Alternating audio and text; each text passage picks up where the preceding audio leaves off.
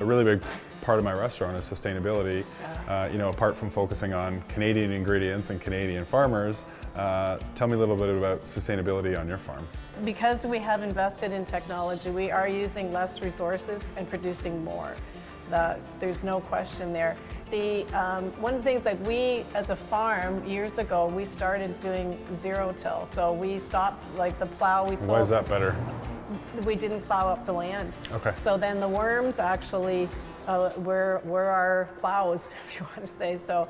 So the no-till was the way we went. And it's better for the soil. And it was better for the environment. And soil You health. get to keep your soil. That's the key thing.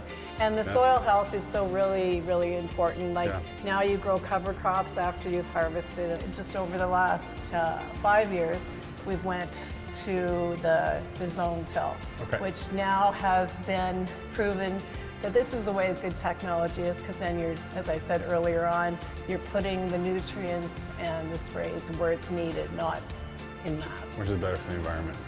And everything, yeah. Gotcha. When we first built this new barn, we had to get a nutrient management plan. Sure. And we have to prove that we can efficiently get rid of our manure onto fields. So even if we personally didn't have enough acres, which we don't, we have our neighbors sign contracts that say we can spread on their fields as well. Oh, interesting, okay. So we never have an issue with overflowing barns, or we never have an issue of not having enough fields every year to spread it. And any barn you see out there has a nutrient management plan. They've proven that they can be sustainable with their manure. That manure that we're putting on the field, we take it to a lab and they test it for its nutrient value.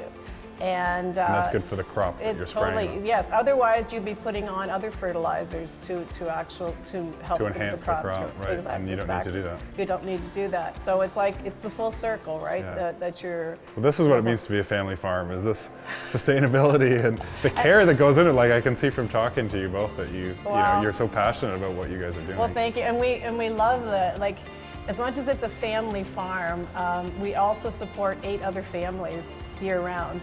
And then with our garlic business, many more when you're doing the contract labor and that during the harvest season. So it is a family farm, but there's still that responsibility to working with, to supporting other families. So we have an obligation to keep improving every year and be sustainable.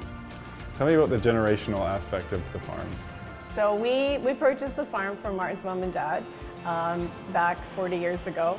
And so we've steadily done different things throughout the year and improved and grown and made it so that there is the farm here now that this generation can now continue on to move forward on it. And I would see that generations to come, it's going to have to just constantly improve, be more efficient. So, because people have to eat and people want to eat, actually. So that's good for us, that's and for you. So, but I don't know, are you excited about the future? There's so many changes. Future has a lot of technology, and I love technology. Yeah. And as much as people think farming is not technologically advanced, it's a huge misconception. Yeah. Like our GPS is like military grade GPS, in the sense that my tractor will know if it's out by a sub-inch. Wow. With 17 satellites telling you, and you can drive 7 miles an hour, and it is picture perfect down that road. So when you have things like that, or knowing in our barn exactly how much feed and water are going and exactly where, farming has led a lot of technology advances, just looking at harvest and planting.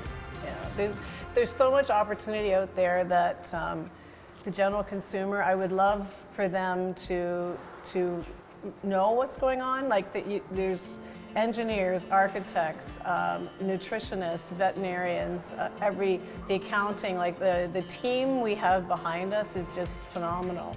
That we don't do this alone, for sure.